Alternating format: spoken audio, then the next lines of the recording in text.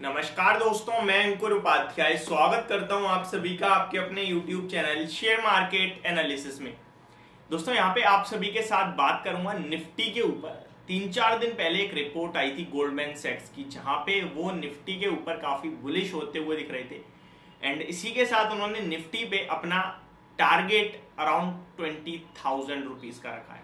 20,000 रुपए का निफ्टी का टारगेट है। दैट मीन्स यहां से ऑलमोस्ट 15% की तेजी देख रहे हैं और फ्रेश हाइज लगते हुए भी देख रहे हैं।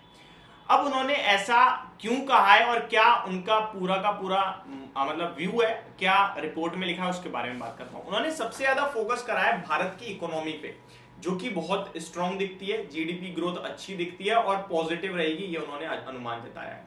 सेकेंड थिंग उन्होंने जो इंपॉर्टेंस दी है वो वैल्यूएशंस को दिया। उन्होंने कहा कि भारत के बाजार काफी महंगे हो गए थे, बट अब जो अर्निंग्स हैं भारत की कंपनीज की और जो निफ्टी के इस समय करंट टारगेट जो वैल्यूएशंस चल रहे हैं, जो प्राइस चल रहा है, वो ऑलमोस्ट एडजस्ट हो गया है। 2 साल तक कोई भी गेन्स नहीं देखे आपने निफ्टी में।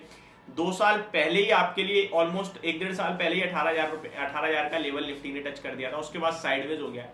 और सबसे इंपॉर्टेंट जो स्टॉक है, जो शेयर्स के प्राइसेस हैं, वो काफी ज्यादा करेक्ट हो गए हैं।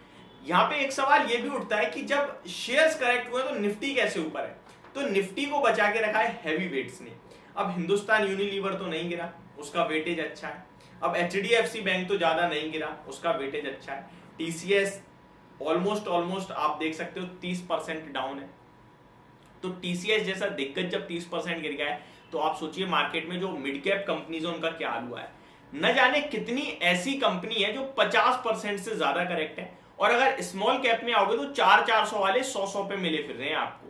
70, 75% बहुत सारे स्टॉक्स हैं जो करेक्ट हो गए हैं।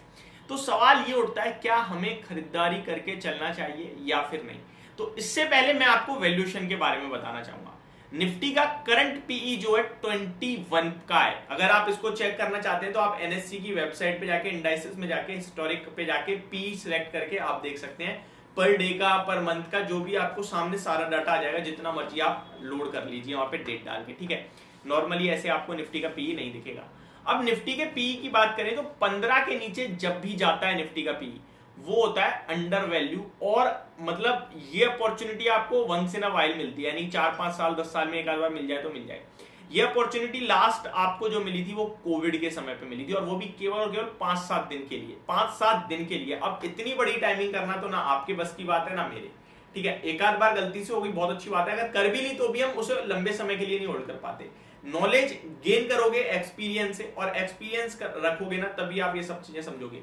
तो निफ्टी का जो 15 के नीचे है वो नॉर्मली नहीं मिलता। 16, 15, 16 2-3 दिन आपको कोविड के समय पे निफ्टी के पी में दिखा था। अदरवाइज ओवरऑल देखें तो 20-21 के पी पे था कोविड के समय में निफ्टी।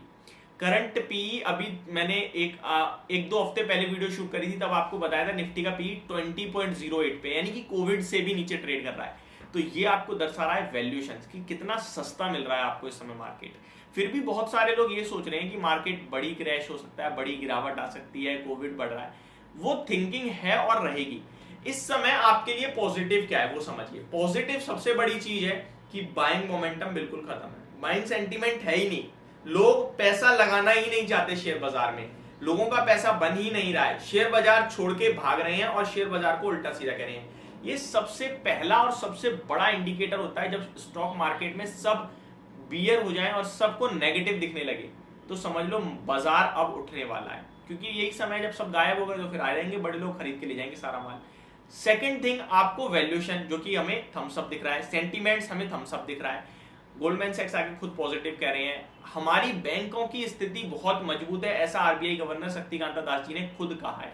इंटरेस्ट रेट्स पे काबू तो करा है, पॉज लगाया, बट ये पॉज ज्यादा दिन नहीं टिकेगा, आपके लिए मिड में ही रेट हाइक्स आ सकते हैं, ऐसा अनुमान एनालिस्ट का है। वो देखने वाली बात है।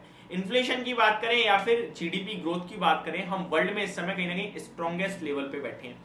2 साल की साइडवेज परफॉर्मेंस के बाद मुझे लगता है अब आपके लिए एक आउट परफॉर्मेंस या फिर एक रिटर्न्स वाली ईयर आने वाले हैं, क्योंकि सब कुछ नेगेटिव ऑलरेडी डिस्काउंटेड है। तो अब क्या नेगेटिव होगा आप देखते होंगे, थोड़े थोड़े वॉल्यूम्स के साथ भी अगर कोई बिकवाली हो जाए तो स्टॉक में बड़ी पिटाई पड़ जाती है, क्योंकि बाइंग सेंटीमेंट बिल्कुल है ही नहीं। अब इस बीच में आपको क्या करना चाहिए? अगर आपको लगता है बाजार गिरेगा तो आप थोड़ा कैपिटल जरूर बचा के रखिए, एक साथ पूरा मत लगाइए। अगर गिरता है वो आपके लिए होगी वंस इन अ वाइल्ड वाली सिचुएशन, यानी कि वो ड्रीम लेवल हो जाएंगे। मैं कह रहा हूँ जैसे 1000 पॉइंट भी गिर जाए तो वो ड्रीम लेवल होगा। पर्सनली मैं खुद वेट कर रहा हूँ बट मिल नहीं रहा मुझे, ठीक है, और शायद मिले भी ना। नहीं मिलेगा तो 17,850 के ऊपर मैं दोबारा से अपना और ऐड करना शुरू करूंगा। अगर नीचे जाता है तो फिर मैं, और वो मेरे लिए बेस्ट होगा 16,800 टू 200 के बीच में मेरे लिए बेस्ट होगा, ठीक है। तो ये मेरा व्यू है। तो अगर मिलता है तो मेरे लिए बेस्ट अपॉर्चुनिटी, मतलब मेरे को सस्ते में मिल रही है वो चीज, मेरे को जिस भाव है उससे भी सस्ते में मिल रही है वो चीज, जो भाव है और उसका एक्चुअल अभी मिल रहा है। जब मार्केट तेजी में आएगा तो मिलेंगे वैल्यूएशंस, आपका पैसा बनेगा। ये तो मैंने आपको थ्योरी बता दी। अब स्टॉक लेवल पे कहां खरीदारी और कहां नहीं करनी है खरीदारी, इसके बारे में समझिए। एक सिंपल सा बात बोलूंगा, देखिए जब बाजार भागता है तो गधे घोड़े सब चलते हैं। फर्क इतना है आपने जो ले रखा है वो बाद में चलेगा पहले चलेगा वो किसी को नहीं पता, लेकिन इतना जरूर है पहले लार्ज कैप चलते हैं, फिर मिड कैप और फिर स्मॉल कैप। स्मॉल कैप 4-4, 5-5 गुना हो जाते हैं 2-3 साल में मार्केट के बुल रन में। लार्ज कैप आपके डबल होंगे या फिर 50-60% के रिटर्न्स देंगे। मिड कैप आपके डबल हो जाते हैं ऑलमोस्ट। पैसा बड़ा बनता है स्मॉल कैप में, लार्ज कैप में सेफ्टी रहती है, लेकिन स्मॉल कैप में वॉलेटिलिटी भी रहती है। तो मैंने आपको पूरी चीजें बता दी हैं। आप जो भी शेयर लेके बैठे हैं, अगर स्मॉल कैप है तो उसे स्मॉल कैप के तरीके से देखो कि भैया वॉलेटिलिटी रहेगी, आज नीचे कल ऊपर आ जाएगा, इससे ज्यादा क्या है, ठीक है। इतना समझ लो। अगर आप इतना समझ गए और पेशेंस के साथ डटे रहे अपने शेयर के साथ, पैसा बना लोगे। और ये समय मुझे लगता है आप स्टैगर्ड वे में खरीदने की कोशिश करते रहो, यानी कि थोड़ा थोड़ा थोड़ा। तो ये मेरी तरफ से मेरा भी होप आपको वीडियो समझ और पसंद दोनों आई होगी। Thank you so much for watching this video. Have a great day guys.